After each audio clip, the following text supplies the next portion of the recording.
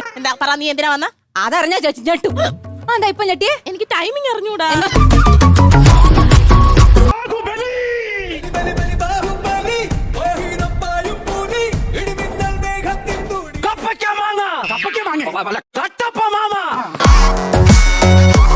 നോക്കിക്കേ ചേച്ചി, ഇതില് പ്രകാശേട്ടനുണ്ട്. ഇയാളെങ്ങനെ ഇതിനകത്ത് കേറി? അവിടെ കേറി അങ്ങ് പുറത്ത് നടക്കുവാണോ? മീൻ വല്ലതും മേടിച്ചോണ്ട് വന്നാ കറി വെച്ച് തരാം.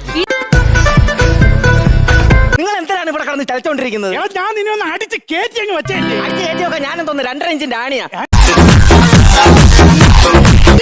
വിശ്വസിച്ചില്ലെങ്കിൽ ഞാൻ ഈ പുഴയെ ചാടി ചാവും. ആ നന്നായി. എന്നിട്ട് വേണം അങ്ങേര് തന്നെ ചൂണ്ടയിട്ട് മഞ്ഞക്കൂരി കിട്ടിന്ന് പറഞ്ഞ് ഇങ്ങോട്ട്